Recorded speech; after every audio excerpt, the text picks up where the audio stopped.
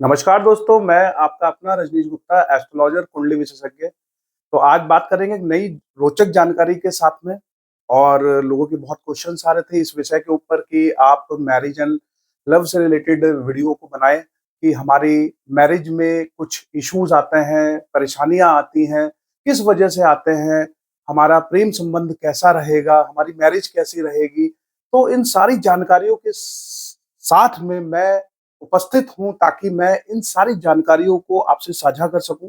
तो आज बात करेंगे मैरिज एंड लव के बारे में कि कुंडली में किस तरीके से हम जो है अपने लग्न में किस तरीके से देख सकते हैं कि हमारा मैरिज लाइफ कैसी रहेगी, हमारा स्पाउस के साथ में रिलेशंस कैसा रहेगा।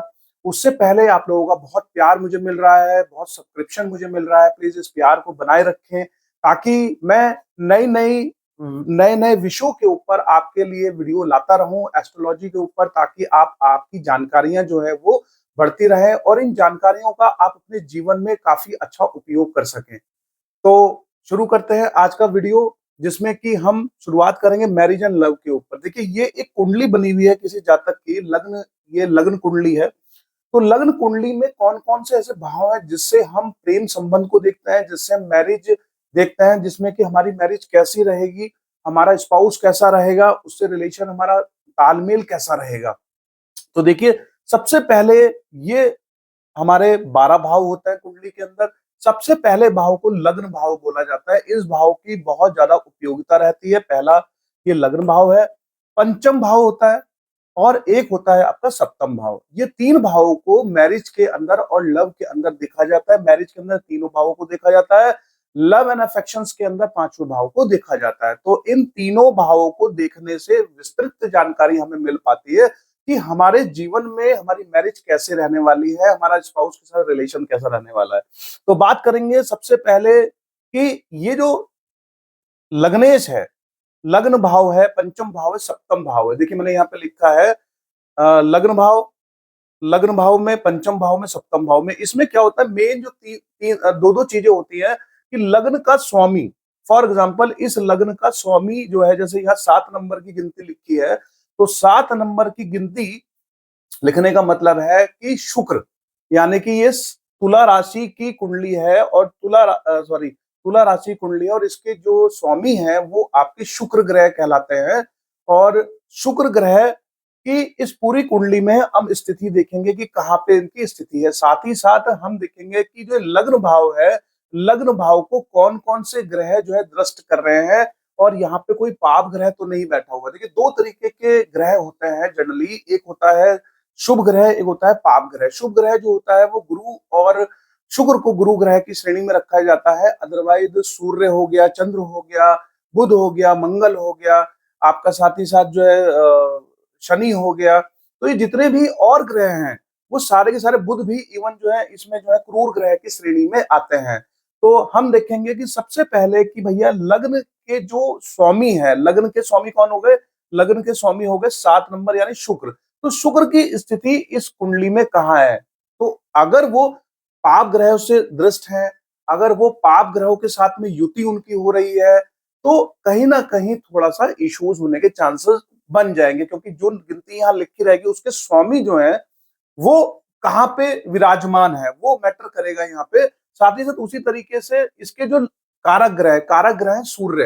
तो हमें क्या करना पड़ेगा, जो नंबर की गिनती यहाँ पे लिखी है उस ग्रह, उस नंबर की गिनती के स्वामी कहाँ पे विराजमान है, क्या वो पाप ग्रह से दृष्ट है, क्या वो पाप युति में है, क्या वो 6, 8, 12 में तो स्थित नहीं हो गए हैं, ये हमें देखना पड़ेगा।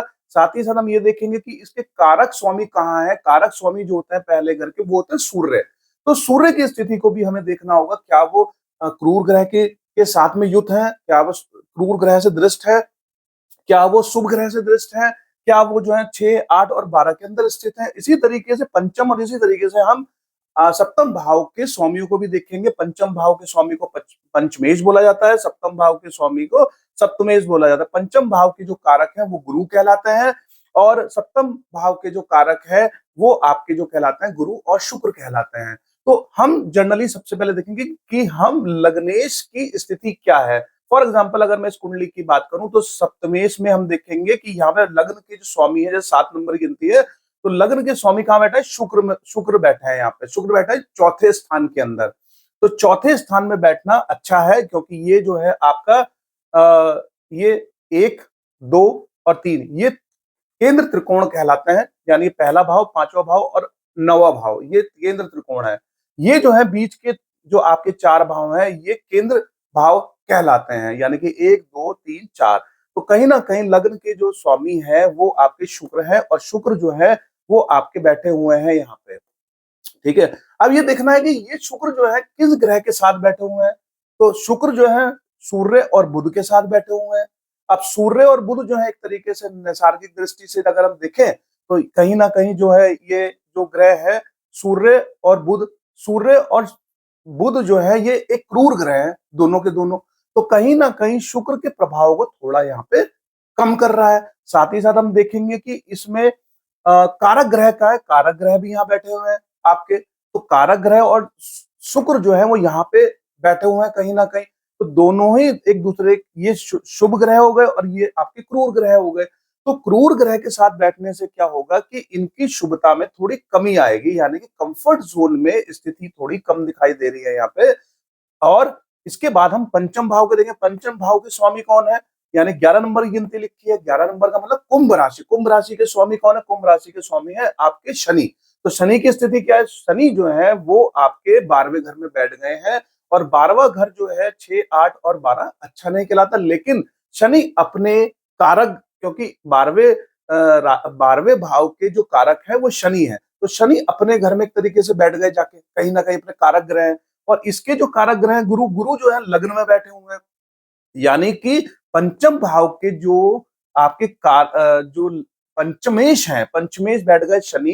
11 नंबर की जो गिनती की है यहाँ पे, तो वो बैठ गए यहाँ पे आपके 12वें भाव के अंदर। लेकिन इसके जो कारक ग्रह हैं वो लग्न में बैठ गए हैं। तो लग्न में बैठ के क्या कर रहे हैं कि स्पाउस को देख रहे हैं। स्पाउस को देखने का मतलब है कि एक शुभ ग्रह जब आपके स्पाउस को देखेगा, तो दैट मीन्स कि आपके स्पाउस के साथ में रिलेशंस काफी अच्छे रहने वाले हैं, बेहतर रहने वाले हैं। और गुरु की दृष्टि अगर हम देखें तो 7वीं दृष्टि यहाँ पड़ रही है और 5वीं दृष्टि यहाँ पड़ रही है। तो कहीं ना कहीं आपके लव एंड अफेक्शंस काफी अच्छे रहने के चांसेस हैं इस कुंडली के। और साथ ही साथ इसके जो गुरु है, गुरु देखेंगे कि यहाँ पे केंद्र त्रिकोण में बैठ गए यहाँ पे जाके। और साथ ही साथ हम सप्तमेश की स्थिति अगर देखें, तो मंगल, मंगल जो इसके स्वामी 1 नंबर की गिनती, यानी मेष, मेष राशि के जो स्वामी है वो मंगल, मंगल जो है वो यहाँ जाके बैठ गए। तो कहीं ना कहीं जब मंगल यहाँ जाके बैठ गए तो मंगल की स्थिति यहाँ पे हुई। और इसके कारक है शुक्र और गुरु। शुक्र, गुरु जो है वो आपके यहाँ पे पहले भाव के अंदर बैठे हैं, और यहाँ पे शुक्र जो है वो आपके चौथे स्थान के अंदर बैठे हैं। अगर मैं इस कुंडली की विवेचना करूं तो इस कुंडली में आप देखेंगे, और साथ ही साथ चंद्र, अगर किसी की कुंडली में चंद्र इस स्थान पर बैठता है तो उसका मतलब यह है कि उसका स्पाउस काफी सुंदर रहने वाला है। साथ ही साथ गुरु या कोई भी शुभ ग्रह जब यहाँ दृष्ट करेगा तो आपका तालमेल आपके स्पाउस के साथ में बहुत अच्छा रहने वाला है। यहाँ पे देखिए इनकी बहुत अच्छी यहाँ पे जो है रिलेशनशिप इन इस कुंडली के हिसाब से इन गुरु जो है को काफी सपोर्ट कर रहा है। और साथ ही साथ आप देखेंगे कि शुक्र जो है वो चौथे स्थान के अंदर केंद्र में बैठ गया है जाके। यानी कि अगर मैं बात करूं तो यहाँ से शुभ ग्रह गुरु या कोई भी शुभ ग्रह जो दृष्ट करेगा, जैसे शुक्र होता तो यहाँ पे दृष्ट करता, गुरु है तो यहाँ डायरेक्ट दृष्ट कर रहा है। साथ ही साथ अगर यहाँ के स्वामी की बात करूं तो गुरु भी यहाँ बैठा हुआ है, कारक अच्छी जगह पे बैठा हुआ है। तो दैट मीन्स कि अगर इनके कारक स्वामी, यानी कि लग्नेश के, पंचमेश के और सप्तमेश के कारक स्वामी अगर केंद्र त्रिकोण में बैठे हैं और शुभ ग्रहों के साथ बैठे हैं तो आपको बहुत अच्छी शुभता रहने वाली है। अगर वो क्रूर ग्रह के साथ बैठेंगे तो उनकी शुभता में थोड़ी कमी आने के चांसेस बनेंगे। तो कहीं ना कहीं अगर इस जगह पे 2 या 2 से अधिक क्रूर ग्रह बैठे, जैसे सूर्य बैठ जाए, मंगल बैठ जाए, बुध बैठ जाए, शनि बैठ जाए, तो क्या होगा, स्थिति थोड़ी गंभीर बन जाएगी। यहाँ पे भी अगर 2 अशुभ ग्रह बैठ जाए, जैसे सूर्य बैठ जाए, शनि बैठ जाए, मंगल बैठ जाए, तो ये मंगल, सूर्य, बुध, चंद्रमा एक तरीके से ये अशुभ ग्रह कहलाता है। लेकिन बुध में और चंद्रमा में थोड़ी सी विनम्रता रहती है, तो इस वजह से थोड़ी सी ये जो ग्रह है वो उतना ज्यादा किसी का नुकसान नहीं करता है, चंद्रमा और बुध खास तौर से। तो इस स्थान में, इस स्थान में और इस स्थान में, यानी कि लग्न में, पंचम में और सप्तमेश में अगर कोई 2 या 2 से अधिक पाप ग्रह बैठते हैं या युति बनाते हैं या यहाँ पे देखेंगे आप कर्तरी में बैठते हैं, यहाँ भी अगर पाप ग्रह बैठ जाए, यहाँ भी पाप ग्रह बैठ जाए और यहाँ पे भी आपके जो है वो ग्रह कोई बैठा हुआ है, तो यहाँ पे पाप कर्तरी अगर बनती है या फिर यहाँ अशुभ ग्रह बैठते हैं, तो कहीं न कहीं वो आपके रिलेशन को बिगाड़ने का कार्य करेंगे। लेकिन इस कुंडली में अगर हम देखेंगे तो इस कुंडली में यहाँ के स्वामी यहाँ बैठ गए, लेकिन इसके जो कारक ग्रह है वो यहाँ बैठ रहे हैं, यानी आपके स्वास्थ्य को अच्छा करने वाले हैं, पर्सनैलिटी को अच्छा करने वाले हैं, यानी ये व्यक्ति अच्छा खासा हष्ट-पुष्ट व्यक्ति रहेगा।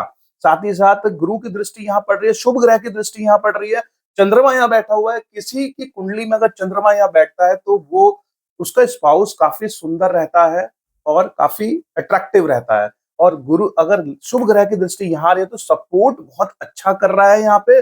साथ ही साथ यहाँ के जिसकी अगर मैं बात करूँ तो शुक्र और यहाँ के जो कारक ग्रह है वो शुक्र और गुरु हैं।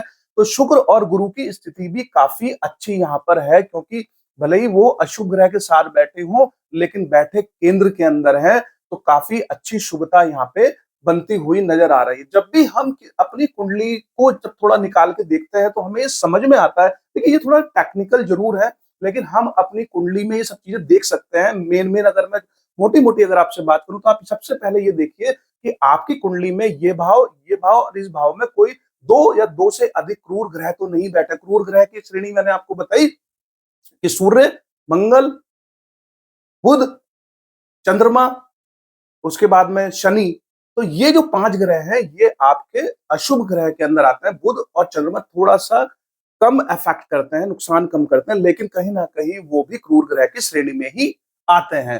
तो कहने का मतलब 2 या 2 से अधिक ग्रह अगर क्रूर यहाँ बैठे हों, 2 या 2 से अधिक क्रूर ग्रह यहाँ बैठे हों, 2 या 2 से अधिक क्रूर ग्रह यहाँ बैठे हों, तो आपके स्पाउस के साथ में रिलेशन थोड़े से अप एंड डाउन होने के चांसेस बनेंगे। फॉर एग्जाम्पल अगर यहाँ पे सूर्य बैठ जाए और यहाँ शनि हो जाए, ठीक है?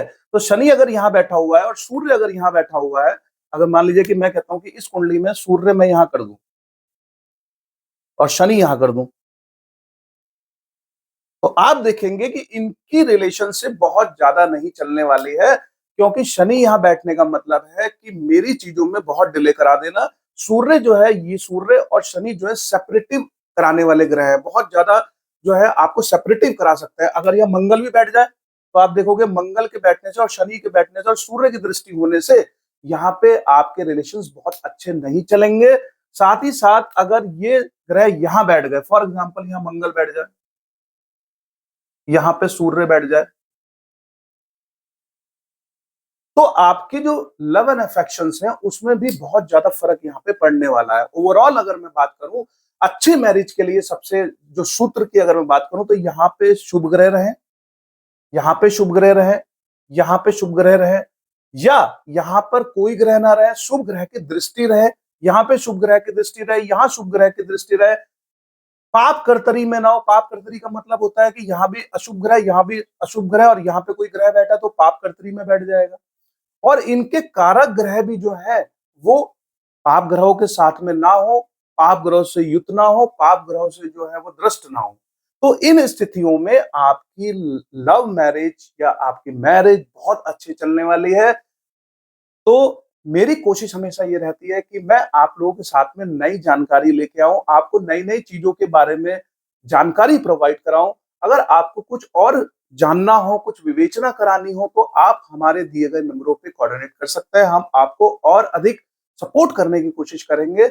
आपका दिन शुभ रहे, मंगल रहे और मेरे इस वीडियो को लोगों तक पहुंचाने का कार्य करें, ताकि और लोग अपनी मैरिज के बारे में, अपने लव के बारे में, अफेक्शंस के बारे में जान सकें। धन्यवाद। आपका दिन मंगलमय रहे। Thank you.